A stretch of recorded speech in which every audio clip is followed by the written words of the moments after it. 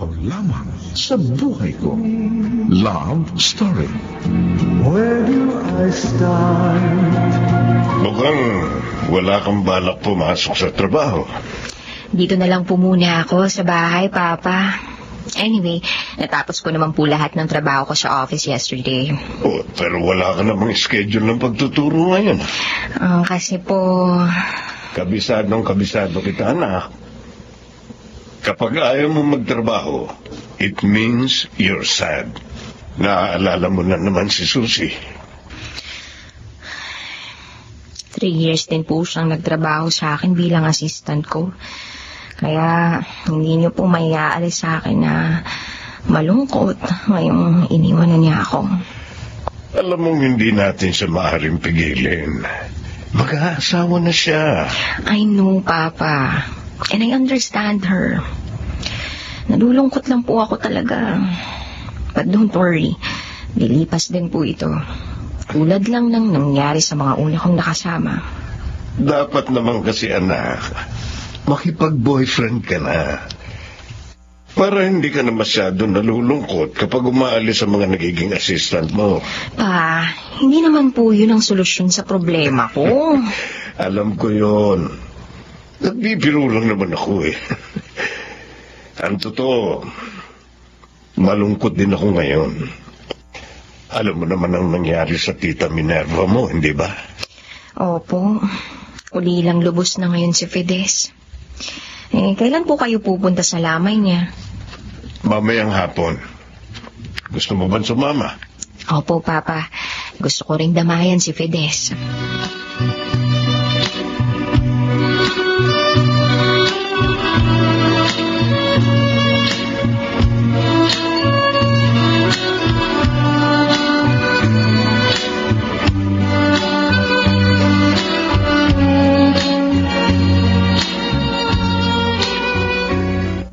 Fides. Pinsan. Tito Lauro, Venice, wala na si Inay. Iniwan niya na tayo. Nalulungkot ako na kahit ipinagamot ko si Minerva, hindi ko pa rin nailigtas ang aking kapatid. Walang naging silbi ang ginawa ko. Huwag niyo pong sabihin niya, Tito. Dahil hanggang sa huling sandali ni Inay, nagpapasalamat siya sa inyo. At nagpapasalamat din po ako dahil sa dami ng naitulong niyo sa amin. Kaya lang nalulungkot ako dahil mag-isa na ako ngayon. Hindi ka naging isa, Fides. Narito kami ni Papa. Tama ang pinsan mo. Hindi ka namin pababayaan. Tito. Sa amin ka natitira. Pag-aaralin kita. At gagampanan ko ang naiwang obligasyon sa iyo ng iyong mga magulang. Salamat po, Tito Lauro. Maraming salamat po.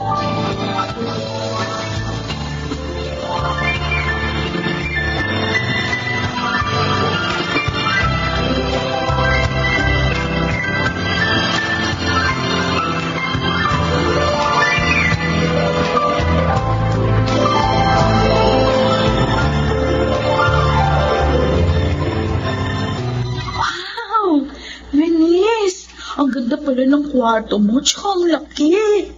At ito na rin ang magiging kwarto mo simula ngayon. Ay, salamat. Kahit na matagal na tayo nagkalayo, hindi ka nagbago. Siyempre, simula bata pa lang tayo, close na tayo, kaya bakit ako magbabago? Basta, make yourself feel comfortable dito, at home ka rito. Sabi ni Tito, tumutulong ka sa kanya sa business niyo?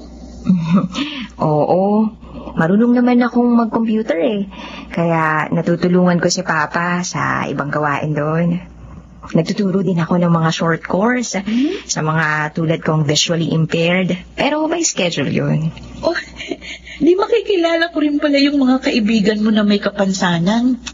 Correct ka dyan, kaya magiging masaya ka rito. Sana nga, pinsan. Oo, Fides, maliban na lang kung naiwan ang puso mo sa probinsya. Ay, ko talaga, pinsan, no? Wala pa akong boyfriend. Ang gusto ko muna, maabuti yung mga pangarap ko. Ay, maganda yan. Ikaw, meron ka na bang boyfriend?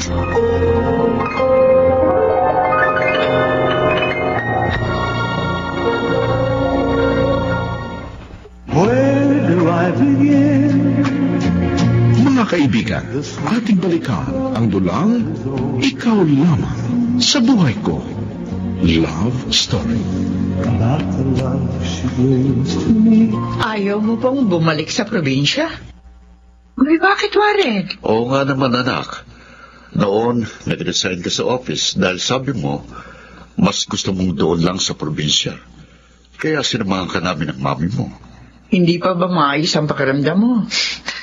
I'm okay now, Mami. Daddy, gusto ko lang sanang makita muna yung mga kaklase ko nung college bago tayo bumalik ng province. Ay, dadalawin mo sila? Bala ko po sanang mag-schedule ng meeting namin dito. Kung papayag po kayo. Okay lang, son. Okay lang. Basta't magiging masaya ka. Pero, huwag ka magpapagod, ha? Yes, Mami. And thank you. Ay, may babalita nga pala ako sa iyo, anak. Ang kaibigan mo, si Fides, narito na rin siya sa Maynila. Ha? Paano po nangyari yun? May sakit ang nanay niya. Patay na si Minerva. Kaya si Fides, kinuha na ng Tito Lauro niya. Kawawa naman ang kaibigan ko. Tatawagan ko siya.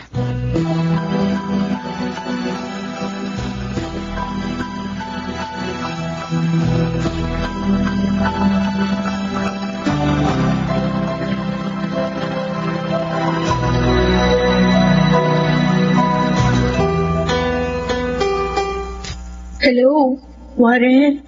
Salamat sa pakikiramay mo. Pasensya ka na. Hindi man lang ako nakapunta sa burol at libing ni Aling Minerva. May mahalaga kasi akong inaasikaso dito sa Maynila, kaya natagalan ako. Okay lang. Naintindihan ko naman. Fides, pwede kaya kitang puntahan dyan sa bahay ni tito mo? Para naman magkita tayo bago ako bumalik sa probinsya natin. Ha? Sandali. Itatanong ko muna kina tito kung pwede. Kasi nakakahiya naman dahil hindi ko to bahay. Nakakaya sumagot sa'yo. Sige. Tawagan na lang kita ulit, ha? Para malaman ko. Okay, sige. Salamat. Si Warren po yun. Nagkataon kong nandito siya sa Maynila. Kasi gusto po niya akong makita at makakwentuhan bago po siya umuwi sa probinsya. Ay, sige. Papuntahin mo siya. Ay, talaga po dito. Mas mabuti na dito kayo mag-usap ng mga kaibigan mo. Lalo na kung lalaki yon. At ibig kang ligawan. Ayun nga lang pinsan mo. Ayaw magpaligaw.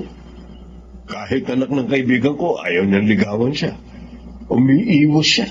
Kasi po natatakot si pinsan na masaktan. Na lokohin lang siya dahil sa kanyang kalagayan. Sabi ko na nga ba yun ang dahilan. Ay, sana'y magbago rin ang pananaw ng aking anak. Hindi naman lahat ng lalaki manloloko.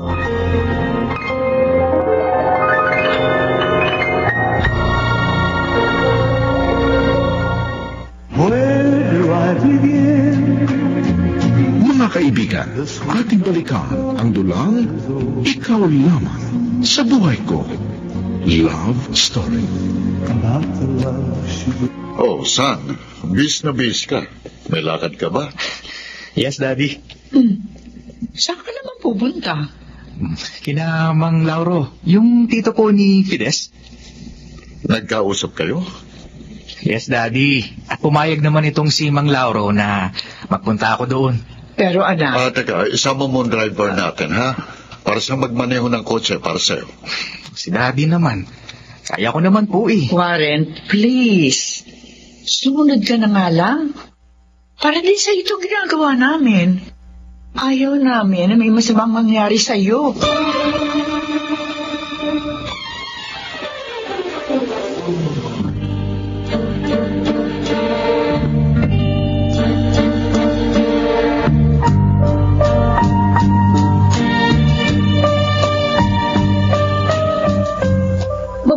Warren, hindi ka nahirapan na hanapin itong address ni na Tito.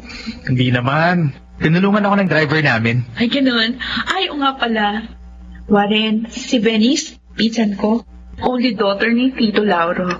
Hi, Venice. Pinsan, nakikipagkamaysay si Warren. Pasensya na. Hindi ko kasi nakikita. Hello din, Warren. Bulag siya, Fides? Oo. Pero tulad ng mga mata natin yung kanyang mga mata kaya hindi halata. Pero siya ang nagbukas ng gate sa amin. Kasi kabisado ko na tong bahay namin, kaya nakakakilos ako ng maayos dito. At hindi lang yun ang kaya niyang gawin, ha? Marunong din siyang mag-computer. Graduate din siya ng communication. Ha? Oo. Talaga? Oo. Tinutulungan nga niya si Tito Lauro sa business niya eh. Buti hindi ka nahihirapan, Venice. Mas mahirap kung wala akong gagawin. Malulungkot ako. Masasayang pa ang talino at kakayahang ibinigay sa akin ng Diyos. Ayoko ng ganun, Warren. Gusto ko, kahit may kapansanan ako, maging productive pa rin ako. Nakaka-impress ka naman. Yung tao kasing kakilala ko, iniisip niya na hindi na siya maaaring maging productive. Wala na siyang magagawa. Ito, samantalang ikaw, patuloy na lumalaban sa buhay. Ganon? Well, para sa akin, hindi natin dapat sayangin ang nag-iisang buhay natin. Hindi natin dapat hayaang masira yun. Dahil sa lungkot at kawalan ng pag-asa. Ay, ang dami ko nang sinabi. Iwan ko muna kayo para makapagkwentuhan naman kayo. Puro tungkol sa akin yung pinag-uusapan nyo eh. Huwag ka maalis. Mas masaya kung tatlo tayo magkakwentuhan, di ba? Oo nga naman, pinsan. Join ka na rin sa amin.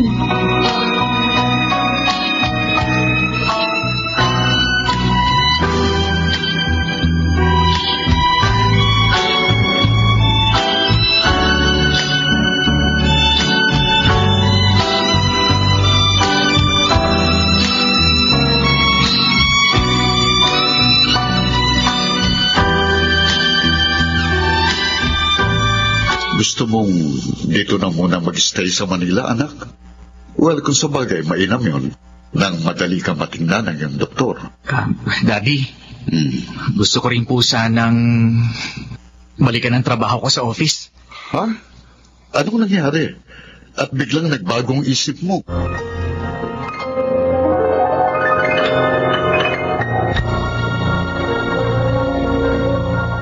Where do I begin?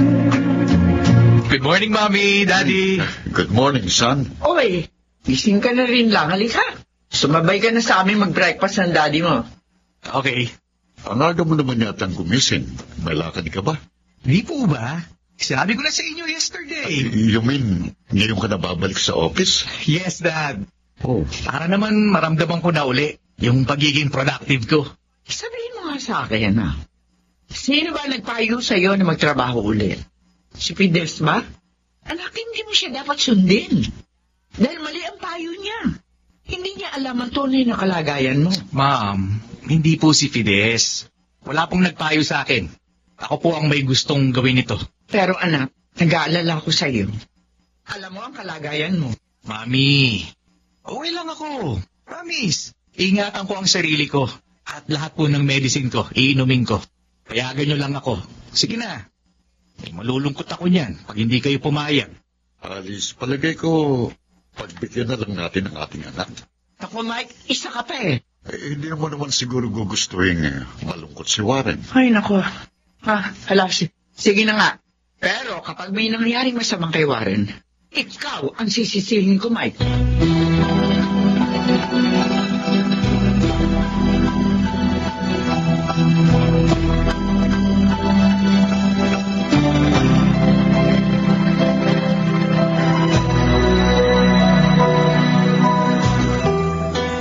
Upo ka, Warren.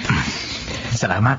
Nagpunta sa mall si Fides eh. May binili lang. Pero kanina pa yun, kaya malamang pauwi na siya. Okay lang. Hindi naman ako nagmamadali. Tapos na yung mga ginagawa ko sa office. Pauwi na nga ako eh. Naisip ko lang na dumaan dito. Nag-uupisina ka pala. Pero sabi mo, Sa probinsya ka nakastay. Kakabalik ko lang sa trabaho ko, Venice. Nagbago kasi ang isip ko. Ayoko nang umuwi ng probinsya. Bakit? Meron kasi ako na-realize na tama ka.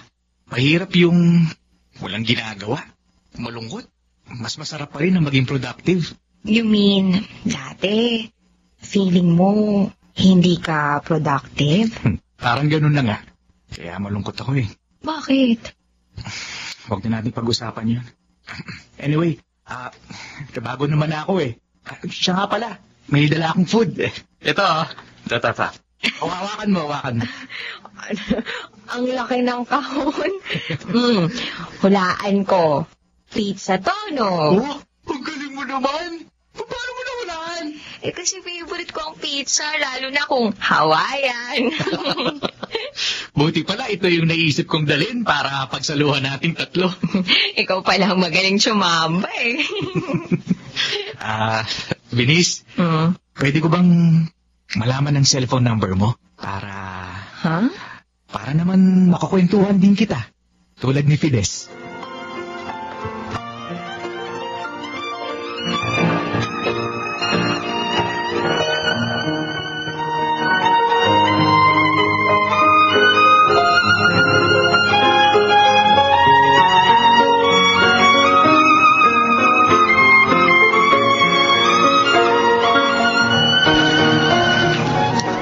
Fides? Matagal na ba kayong magkaibigan ni Warren? Ay, mga ilang taon na rin. Mula lang bumalik si Mang Mike at Aling Alice sa probinsya. Kasi ang alam ko, magkakilala yung parents niya at parents natin. Ganun ba? Nanliligaw ba siya sa'yo? Hindi Friends lang kami. Kasi mabait siya. Tsaka hindi mata pobre kahit na mayaman. Kaya naging close ako sa kanya. Bakit mo naman natanong? Kasi kung nanliligaw siya sa'yo, boto ako sa kanya. Ano? Ikaw talaga puro kabiro. No kidding.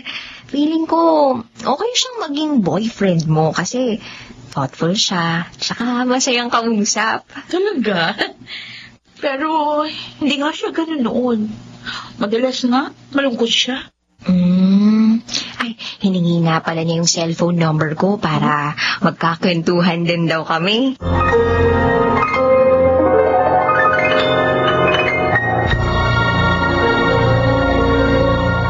Where do I begin?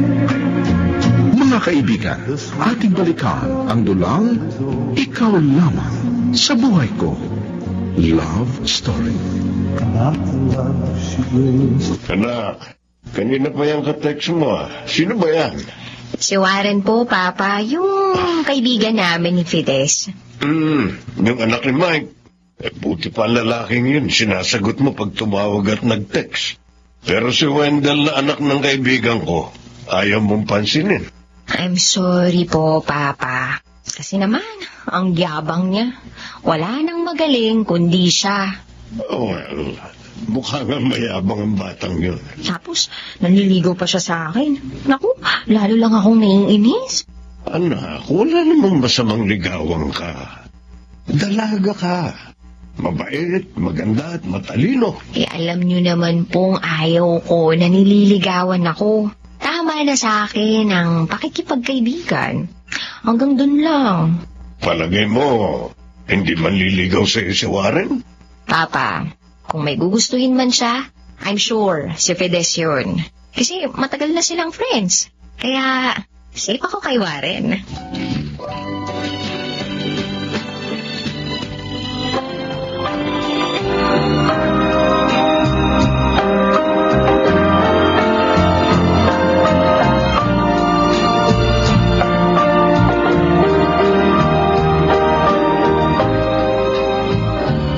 Warren, mag-half day ka na lamang bukas sa office. Oh, bakit naman po, Mami? Nakalimutan mo ba? May schedule ka tomorrow afternoon sa iyong doktor. Ay, oo nga pala. Yan ang sinasabi ko eh. Dahil sa katatrabaho mo, pati check-up mo, nakakalimutan mo. Ma'am, sorry na. Hindi ko naman sinasadya eh. Okay. Sasamahan ka namin, ha? Sige po. Ay, hindi ko na naman mapupuntahan si Venice. Venice? Sino yun? Pinsan po ni Fides. Siya ba yun lagi mong kausap sa cellphone? Yes, ma'am. Mukhang nawiwili ka sa pakikipag-usap sa babaeng yun.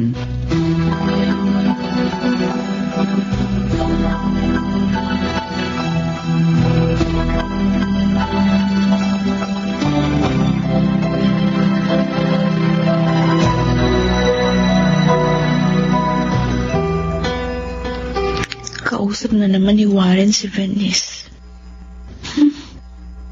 Mas madalas na siyang tawagan ni Warren, ha? Kesa sa akin.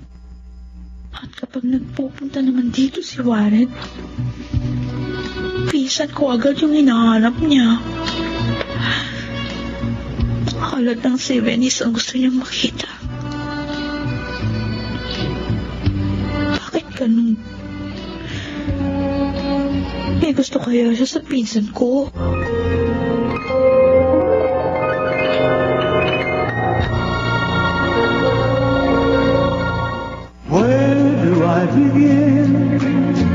Mga kaibigan, ating balikan ang dulang Ikaw Lamang sa Buhay Ko. Love Story. Oh, Warren. Anak, gabing-gabi na. Bakit narito ka pa sa terrace?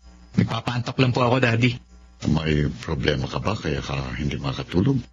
Wala po. In fact, masayang-masaya nga po ako ngayon eh. Talaga lang, hindi po ako talaga dalawin ng antok. Anak, masama sa'yo mapuyat. Kapag nakita ka ng mami mo, yak, mag-aalala na naman yun. Sandali lang naman po ito, Dad. Magpapahinga na rin po ako. O sige, pero huwag ka magtatagal dito, ha? Opo. O, naiwan na kita. Bakit nga ba hindi ako makatulog? Hindi mawala sa isip ko si Venice. Ang pagkakwentuhan namin. Para bang nasasabik ako na lagi siyang makita at makausap. Bakit kaya ganito ang nararamdaman ko? Umiibig ba ako sa kanya?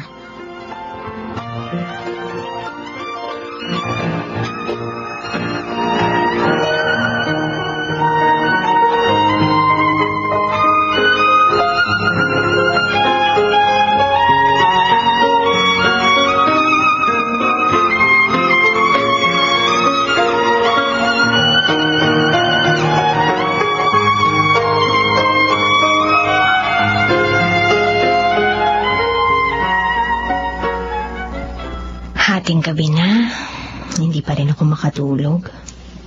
Hindi mawala sa isip ko si Warren. Nakakatuwa siya. Sabi niya, masaya raw siya at nai-inspire raw siya pagkausap niya ako. Nakakatuwa talaga. Para bang napakagandang kanta sa pandinig ko ang mga sinasabi niya. Bakit ba ganito? Ang saya-saya ko pag kausap ko siya. Hindi ako nagsasawang alalahanin ang mga pagkukwentuhan namin. At pag hindi naman siya agad nakakatawag, namimiss ko siya. Hindi. Ibig kayang sabihin, may feelings ako sa kanya?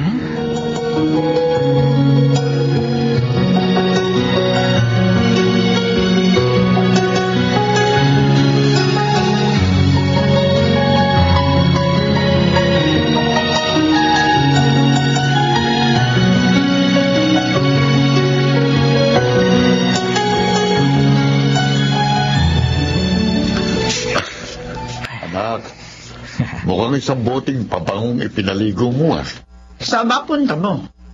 Wala namang pasok sa opisina. Dadalaw po ako, Tina Venice. Dadalaw ka lang. Naligo ka ba ng pabango? Parang manliligaw ka na. Pwede rin, Dad. Oh? Oo, pag nakatsyempo ako, magtatapat na ako ng feelings ko. Aba, talagang manliligaw nga, ah. Ay, sa bagay. Mabait naman si Fides. Ayun nga lang, mas bata kaysa sa'yo. Mami, hindi po si Fides ang gusto ko. Kaibigan lang po siya para sa akin. Si Venice po ang gusto ko. Ang pinsan niya. Ano? Anak? Hindi ba may kapasanan yun? Walang siya, di ba? Bakit parang nagagalit kayo, Mami? Wala naman pong problema, kahit bulag siya. Anak naman, Diyos ko, mag-isip ka nga. Huwag mong ituloy ang gagawin mo, Warren. Mami! Ayoko sa kanya. Hindi siya makabubuti para sa'yo.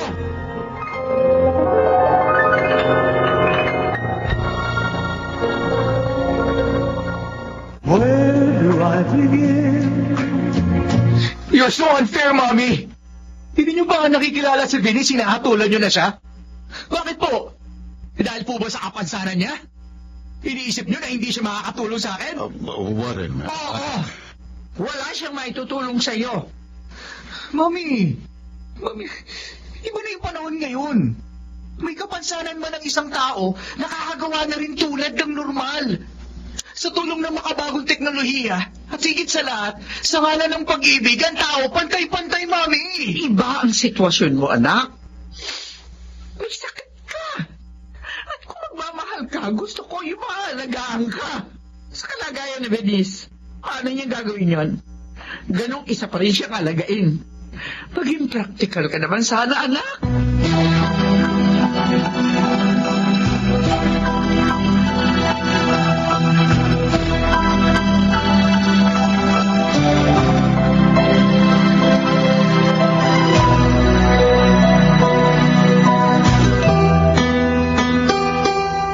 Venice, sabi mo maaga tayong pupunta sa office dahil may kliyente si Tito na kakausapin mo. Oo, Fides. Oh, bakit ayaw mo pang matulog? Ano bang iniisip mo? Nagtataka lang ako. Kasi hindi natuloy yung pagpunta dito ni Warren.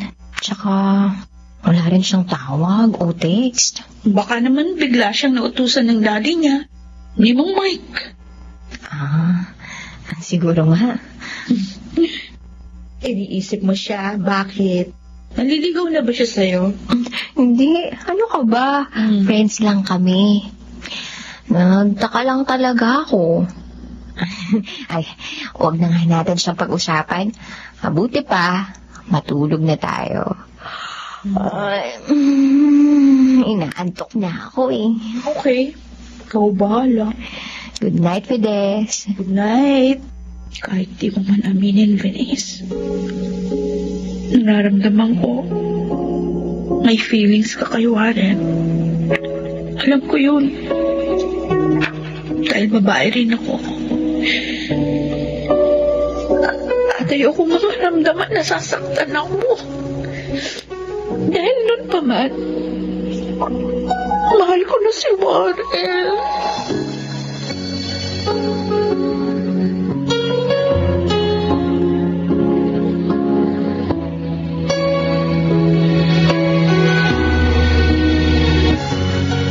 Tito Lauro, ano po yung mahalagang bagay na sasabihin niyo sa akin? Tungkol sa kaibigan mong si Warren. Bakit po, Tito? Ano po tungkol sa kanya? Ano ba masasabi mo sa kanya? Mabait po siya. Seryoso sa buhay. May nobya na ba siya? Alam ko po wala. Bakit niyo po naitanong? Nanliligaw ba siya sa aking anak? Po? O kakaalam ko, hindi naman po. Pero masyado silang close. Oo nga po, napapansin ko rin yun. Wiling-wili at masaya si Warren kapag kausap si Venice. At ganun din naman ang aking anak. Baka naman po talagang magaan lang yung loob sa kanya ng kaibigan ko. Fides, pwede bang sabihin mo sa akin ang lahat ng nalalaman mo tungkol sa kanila? Okay po. Pero, Tito, iniisip niyo ba baka maglihim sa inyo si Venice? Hindi naman sa ganon. Gusto ko lang makatiyak na hindi mapapahamak ang aking anak.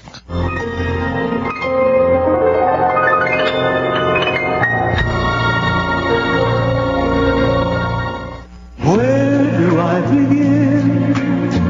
Mga kaibigan, ating balikan ang dulang Ikaw Lamang sa Buhay Ko. Love Story. About the love she gave. Para sa'yo, Venice. Ang favorite chocolate mo. Oh, nag-abala ka na naman.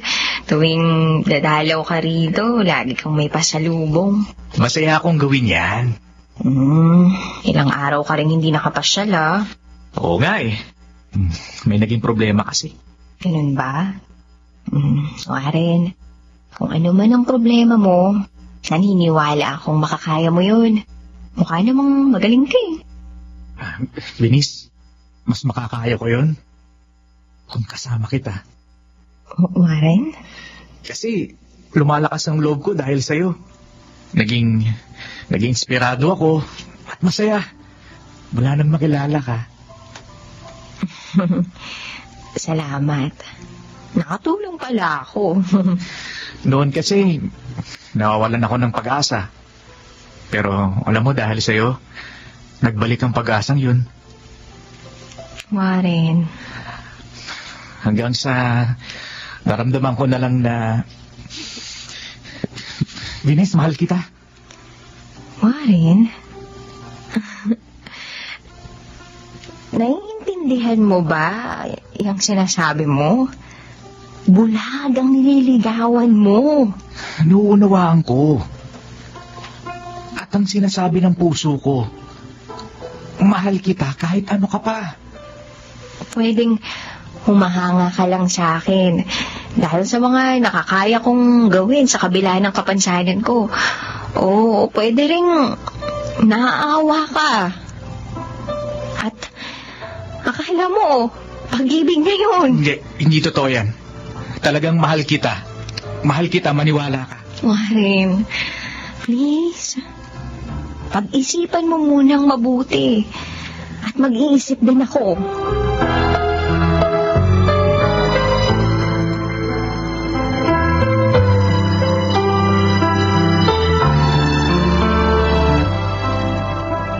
Venice, bakit umalis agad si Warren? Tsaka, bakit malungkot ka, pinsan? Fides, nagtapat ng pag-ibig sa akin si Warren. Huh?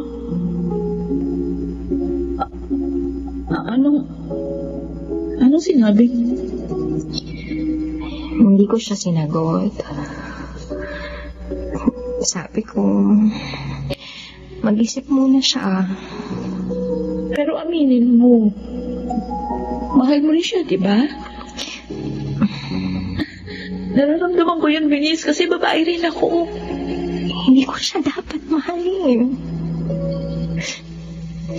Mahihirapan lang siya kung magkakatuluyan kami. Nakikita mo naman yung kalagayan ko.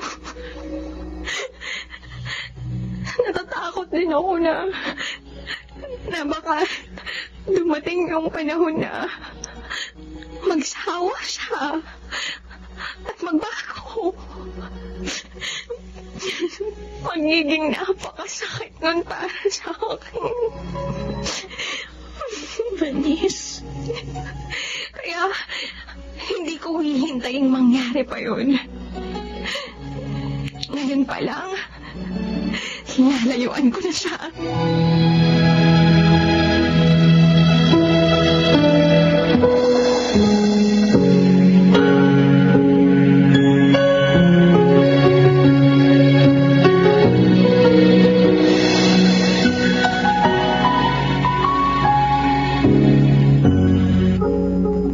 Ayun po nangyari, Tito. At sasaktan na naman pala ng aking anak ang kanyang sarili. Ibig niyo sabihin, nangyari na po ang ganito noon? Sa mga naging crush niya, oo. Iniiwasan niya yon kapag nahuhulog lang loob niya. Naawa ako kay Venice. Kasi alam ko, may karapatan din siya lumigaya. Fides, ikaw ang higit na nakakikilala kay Warren. Palagay mo ba, magagawa niyang saktan ang damdamin ng aking anak? Tito, mabait po siya. At tingin ko, hindi niya makakayang lukuhin ng aking pinsan.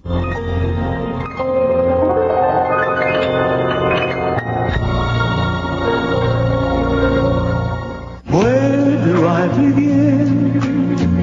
Mga kaibigan, ating balikan ang dulang Ikaw Lamang sa Buhay Ko. Love Story. Not the love she brings. Anak, nalulungkot ka. May problema ba? Daddy, hindi po sinasagot ni Venus ng mga text at tawag ko. Dahil sa kanya, nag-iisip ka ng ganyan? Anak, baka sasama yun sa puso mo. Daddy, mahal ko po si Venus. Ngayon lang ako nagmahal ng ganito, Dad. Dad, umibig din kayo, di ba? Siguro naman, uunawaan niyo ako. Eh, bakit ba ayaw kanyang sagutin? Nagalit ba siya sa'yo? Tingin ko po, iniiwasan niya na ako eh. Dahil nagtapat na ako sa kanya. Itinuloy mo pa rin. Anak, huwag ka sanang masasaktan, ha? Kaya lang, baka hindi ka niya mahal.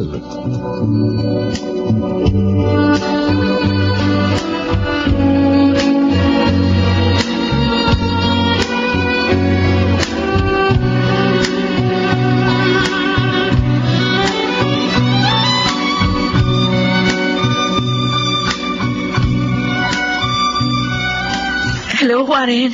Napatawag ka? Fides, tulungan mo naman ako. Tulungan? Ayaw kasi sagutin ng pinsan mo yung mga text at tawag ko. Nagsimula ito matapos ako magtapat ng damdamin ko. Ganun ba? Iniiwasan niya ako. Tulungan mo naman ako. Kausapin mo siya. Tapos pakisabi, huwag niya naman gawin ito sa akin. Naghihirap ng damdamin ko, Fides. Okay, sige. Gagawin ko. Pero palagay ko mas okay kung magpunta ka na lang dito para magkausap kayo. Salamat, Fides. Salamat. Isa ka talagang tunay na kaibigan. O sige na, Warren. Meron pa kasi akong gagawin eh. Bye. Sakit. Mahal kita, Warren. Pero ang pinsan ko, mahal mo. At mahalaga rin sa akin si Venice. Fides? Si Venice, hindi niya dapat maramdamang umiiyak ako. Bakit, Venice? Pakicheck mo naman ang monitor ng computer ko. Huminto kasi ang NVDA ko, kaya ayaw niyang magsalita. Okay, sige. Susunod na ako.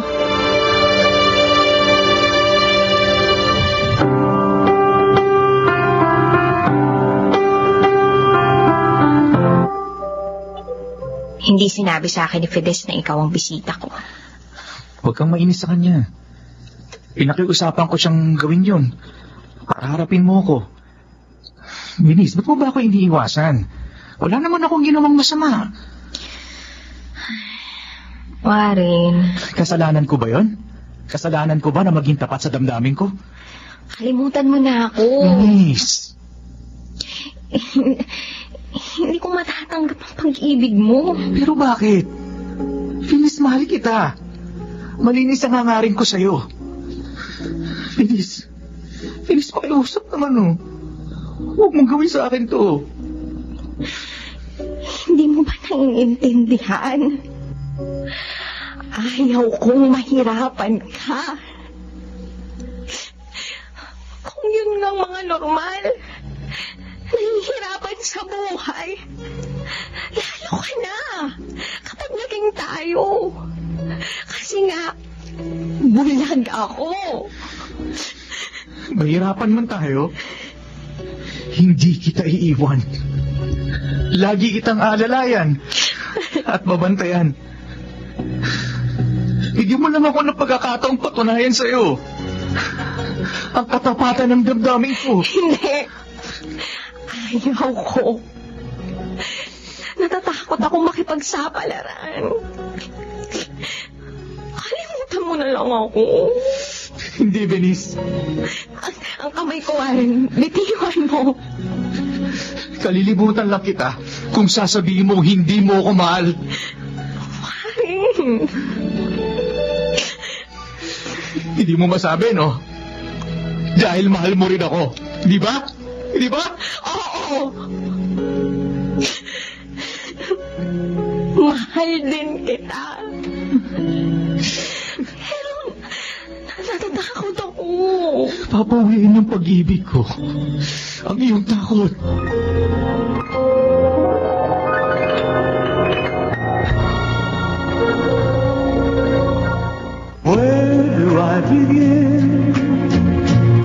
Natutuwa ako sa inyong pagtatapat, Venice.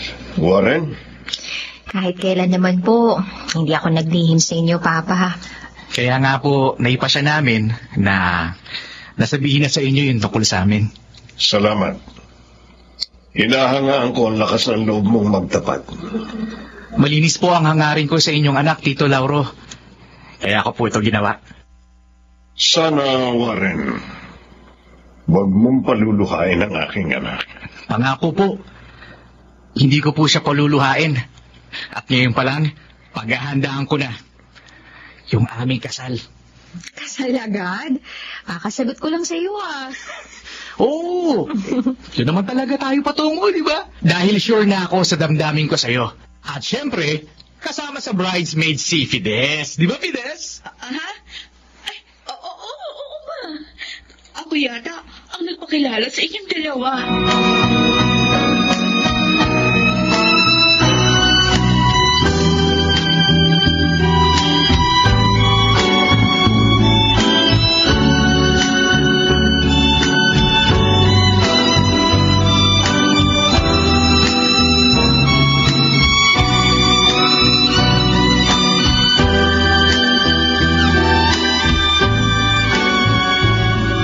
Venice, panay-post mo ng hugot lines sa FB, ah. Tawang-tawa yung mga friends ko na nakakabasa. Good. Napatawa ko sila. Ang siya-siya ko kasi, Fides. At dahil yun kay Warren. Natural lang naman yun, eh. Dahil kayo na ngayon. Ganito pala, no? Kapag alam mong mahal ka rin ng taong mahal mo, hindi maipaliwanag ang happiness mo. Maligaya rin ako para sa inyo. Salamat sa iyo, Fides. Dumating ka rito. Dahil sa iyo, nakilala ko siya. At nakalaya na ako sa takot ko.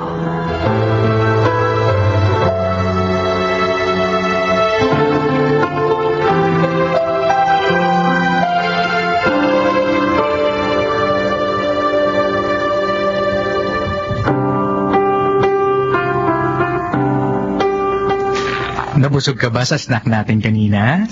Busog na busog. Ikaw? Busog din. Pero konti lang yung kinain ko eh. Bakit? Hindi ko kasi maramdaman ang gutom pagkasama kita. Talaga lang, ha? Oo, totoo yun. Hindi bola. Gusto ko nga, kumaba pa ang buhay ko eh. Para makasama kita ng mahabang panahon. Ano ka ba? Hindi ka pa mamamatay. Bata ka pa, no? May itatanong nga pala ako sa'yo. Ano yun? Hindi pa tayo tinitingnan ng mga tao? Mula dun sa restaurant hanggang dito sa park? Bakit mo naman naitanong yan? Kasi bulag ang girlfriend mo. Huwag kang ma-conscious sa kanila. Hindi sila ang mahalaga kung hindi tayo. Warren, sana hindi ka magbago, ha? Hindi, Venice. Habang panahon, ikaw lamang sa buhay ko. Warren, bakit? Anong nangyayari sa'yo? Wala. Medyo napagod lang siguro ako. Kaya, para akong nanghihina. Marami kasi akong ginawa sa office kanina. Alam mo, mabuti pa. Umuwi na tayo para makapagpahinga ka. Pero, hindi pa tayo nagtatagal dito sa park. Okay lang yun. Next time na lang tayo magtagal dito.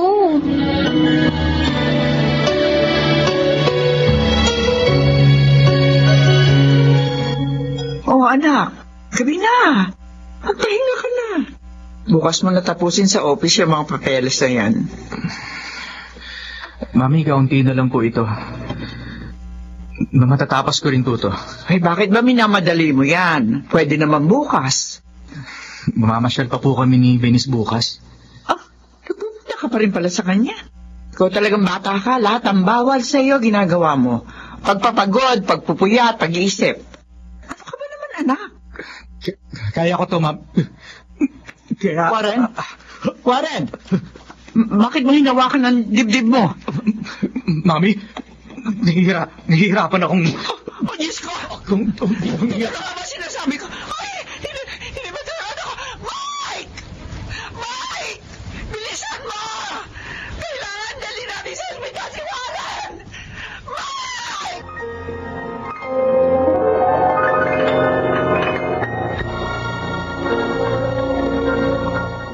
Where do I begin?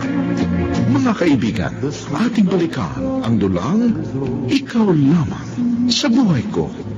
Love Story. About the love she brings. Ang anak ko. Huwag mo akong iiwan, anak. Hindi ko kaya. Alice, tama na. Magaan ang mga mata mo. Ikaw kasi. Kung hindi ka pumayag na magtrabaho ulit si Warren, hindi mangyayari sa kanya ito. Akala mo ba hindi ako nahihirapan sa nangyayari sa kanya ngayon? Alice, hirap na hirap din ang kalooban ko. Nag-iisa natin siyang anak. Pero, nagiging konsuelo ko na kahit pa paano, napaligaya ko siya sa pamamagitan ng pagpayag ko sa kanyang hiling. Ayoko mawala sa atin ang ating anak, Mike. Ayoko. Ganon din ako. Pero alam nating darating ang panahon na iiwan niya tayo. Ayoko. Kaya nga gusto ko maging masaya siya kahit sa konting panahon na lang. Kahit sa pamamagitan ng kanisa. Ang babaeng yun.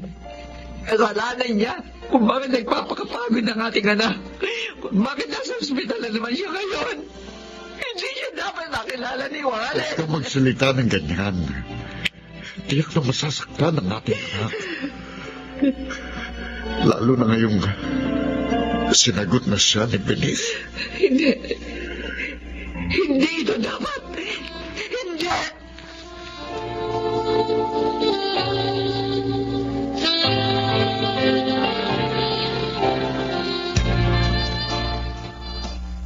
Bakit kaya ganun, Fides? Ang alin?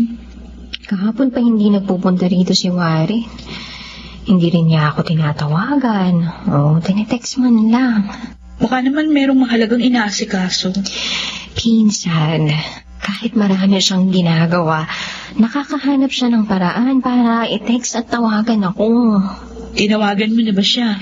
Oo, pero hindi ko makontak ang phone niya. Wala rin siyang sagot sa mga text ko. Nag-aalala na tuloy ako.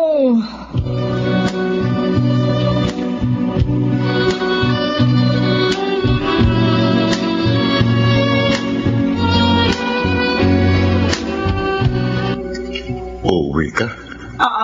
Yeah. May iayos lang ako, Mike. O sige, pero sana sandali ka lang, ha? Para kapag nagising na si Warren, narito ka. Oo. Babalik agad ako. Sige, maiwan muna kita. Ang sabi ng doktor, hindi pa rin bumubuti ang kalagayan ng aking anak. Oo, naman siya. Napakabata pa niya para mawala. Si Benice, siya may kasalanan nito. Dapat nang maputol ang ugnayan nila ni Warren. Wala siya may tutulong sa aking anak. Napakahirap na ng kalagayan ni Warren. Magiging pabigat lang ang babaeng yon. Kaya kailangan ko nang gawin ang nararapat. Dapat nang matapos ang kanilang relasyon.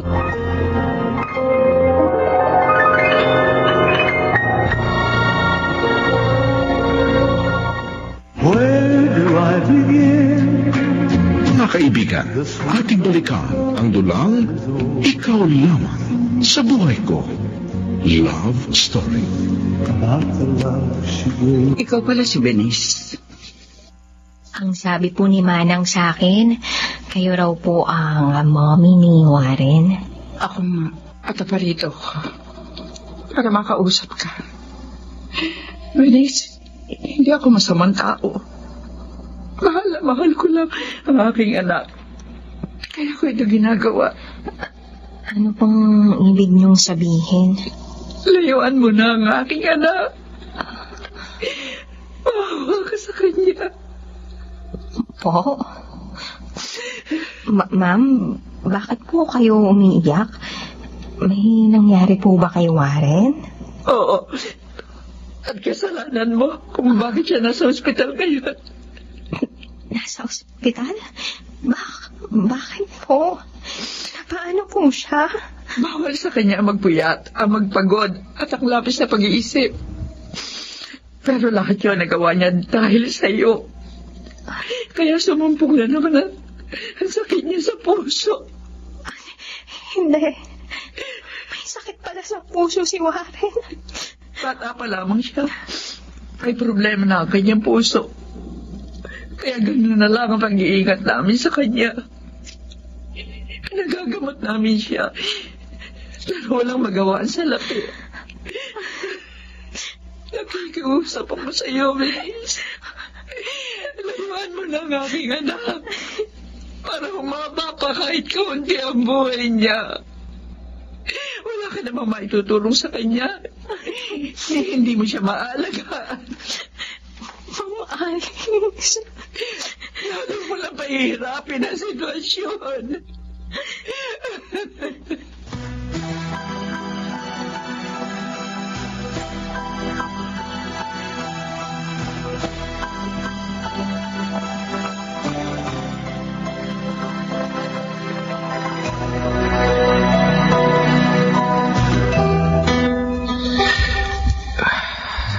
Daddy. Mami. Anak, narito ako. May binili lamang ang mami mo. Daddy, nararamdaman ko. Hindi na po akong magtatagal. No. Don't say that, son. Mabubuhay ka pa ng mahaba. Makakasama ka pa namin hanggang mami. Gusto ko pa rin sanang mabuhay para sa inyo. At para kay Venice. Mahal na mahal ko siya, Daddy. Ayaw ko po sanang iwan siya. Kaya lang, iba na pong nararamdaman ko. Warren, anak. May gusto po sana akong ipakiusap. Daddy, sana umayag kayo ni Mami. Sinabi ko po ito noon sa aking doktor. Ipakiusap? Ano yun, anak? Sige, sabihin mo.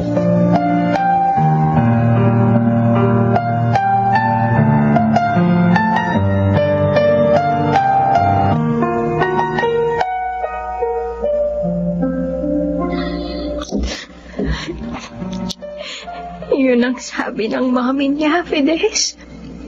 Papa. At kasalanan ko raw. Kaya sumumpong na naman ang sakit sa puso ni Warren. Oh, hindi. Si Warren, may sakit sa puso. Babaeng yun, oh. Bakit kanya sinisisi? Wala kang kasalanan sa nangyari.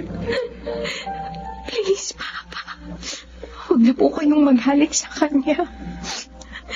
Tulungan niyo na lang po akong makarating sa ospital. Ano? Gusto kong makausap si Warren. Gusto kong malaman ang kalagayan niya. Venice, baka lalong magalit ang mami niya. Tama ang pinsan mo. Baka saktan ka ng babaeng yun. Magmamakaawa ako sa kanya, Papa. At kung kailangan lumund ako, gagawin ko. Umayag lang siyang makausap ko ang mahal ko.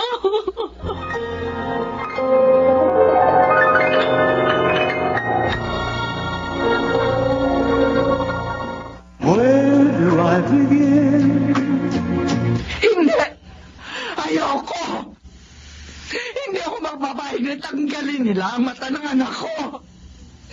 Ano naman nilang gagawin? Kawawa si Warren. Alice, hindi ang mga doktor ang may gustong gawin yun. Si Warren mismo. Hiniling niya yun sa kanila. Ano? At bakit niya hiniling yun? Dahil gusto niyang ibigay kay Venice ang kanyang mga mata. Ang babae niyo na naman. Hindi naman niya talaga titigilan si Warren. Kinausap ko na siya. Sinabi ko layuan na niya si Warren. Ano? Alice, hindi mo dapat ginawa yun. Hindi niya alam ang gustong gawin ng anak natin. Kahit na. Ayoko. Alice. Hindi pa rin ako makapapay. Alice, pumayag ka na. Maaaring ito na ang huling kahilingan ng ating anak. Bibiguin mo pa ba siya ngayon? Mike, bakit kailangan mangyari ito kay Warren? Mabuting anak naman siya. Bakit siya pa? Masakit din ito sa... Pero sino tayo para tutulan ng kalooban ng may kapal? Para hindi ko makakaya mawala siya sa atin, Mike. Hindi ko kaya. Ang sabi ng doktor kanina, sikapin na lang nating maging maligaya. Ang mga huling sandali ni Warren.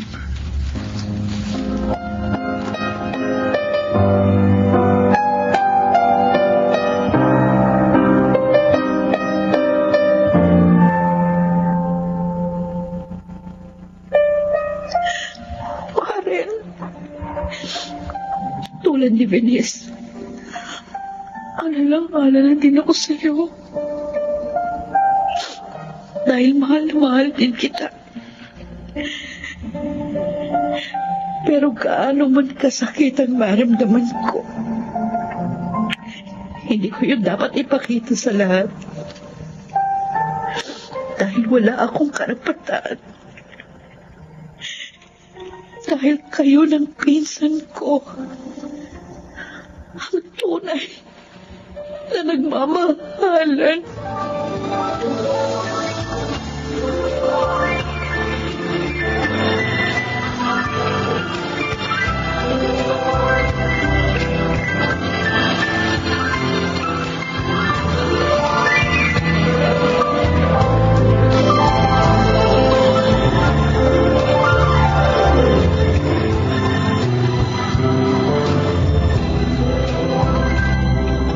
Siguro naman, natatandaan mo pa ako, Mike. Oo naman, Lauro. Isa kang mabait na kanayon. Kaya hindi kita makakalimutan. Naparito ako para sa mga anak natin. Kina Venice at Warren. Paano niyo nalaman na narito si Warren? Ang alam ko, hindi alam ni Venice ang kalagayan niya. Nagpunta sa bahay si Alice. Siya nagsabi. Oo, naalala ko na. Sinabi niya sa akin ang tungkol sa kanyang ginawa. Ako nang humihingi ng paumanhin sa inyo sa lahat ng kanyang masasakit na sinabi. Ang totoo, kasama ko si Venice. Ako lang ang unang pumasok dito para maiwasan ang gulo. Mike, gustong makausap ng anak ko. Ang iyong anak. Maaari ba?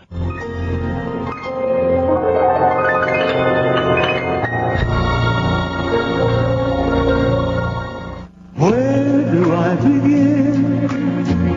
Mga kaibigan, ating balikan ang dulang Ikaw Lamang sa Buhay Ko.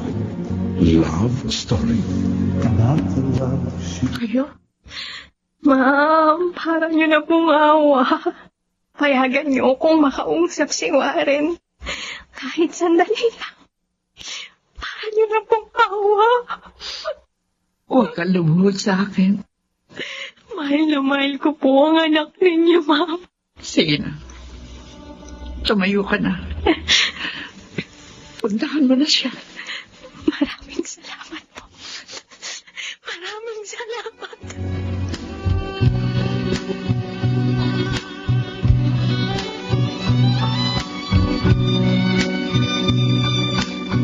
Warren.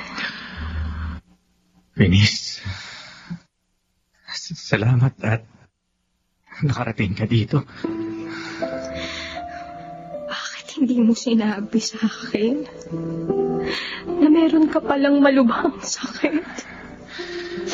I'm sorry. Ayaw ko kasing mag-alala ka.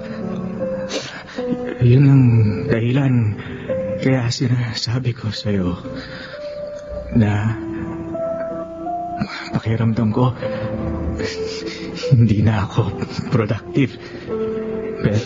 Pero nang makilala kita, nagbago ang lahat. Naging makulay ang paligid. Warren. Sayang nga lang dahil naiwan na kita. Hindi Warren. Huwag kang magsalita ng ganyan. Mamubuhay ka pa. Alam ng Diyos kung gaano kagustuhan kong mabuhay pa. Kaya lang, siguro talagang hanggang dito na lamang ko. Warren. Diba? Sabi mo, hindi mo ako iniiwan. Bakit ngayon? Iiwan mo na ako. Binis, huwag kang umiyak. Huwag kang umiyak. Matutupad rin ang pangako ko. Dahil iiwan ko sa'yo ang aking mga mata. Aalalayan at babantayan ka ng mga mata ko, Binis. Kahit wala na ako. Ikaw ang kailangan ko. Hindi ang mga mata mo. Binis. Magpapakasal ka ba sa akin? Kahit na ganito na ako. Kahit kailan at kahit saan, handa akong pakasal sa'yo.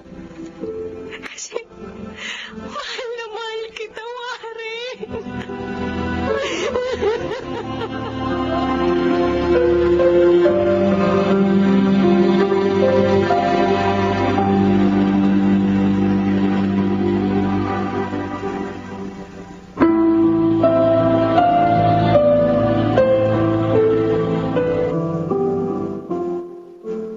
Ibig niyong sabihin, ibibigay ni Warren ang kanyang mga mata kay Venice?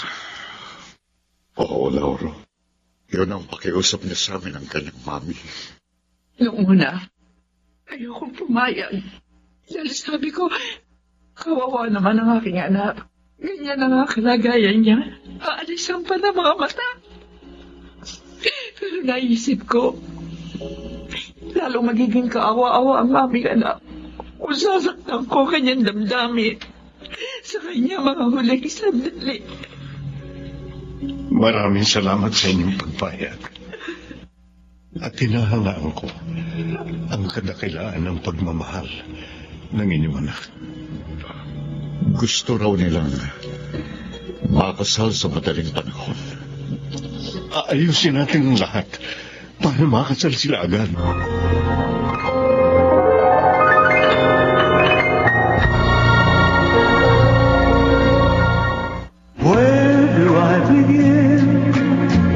Mga kaibigan, ating balikan ang dulang Ikaw Lamang sa Buhay Ko. Love Story.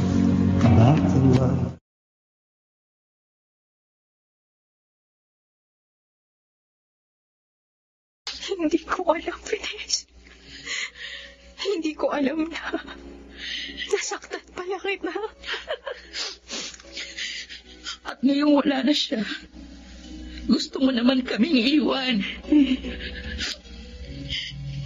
Venice, wala na ba kaming halaga sa'yo? Kahit kaunti.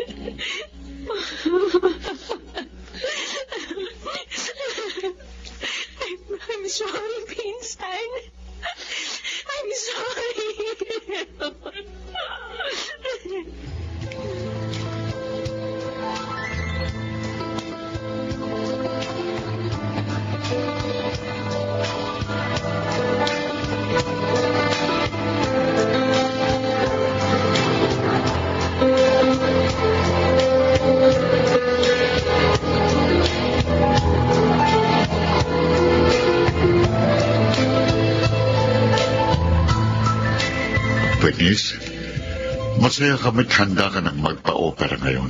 Ngayon, magkakaroon na ng kaganapan ang kahilingan ni Warren. Opo, Mami. Daddy, hindi ko po sasayangin. Hindi ko po sasayangin ang mga matang binigay sa akin ng asawa ko. Iingatan ko po ito. Tulad ng pag-iingat ko sa pagmamahal namin.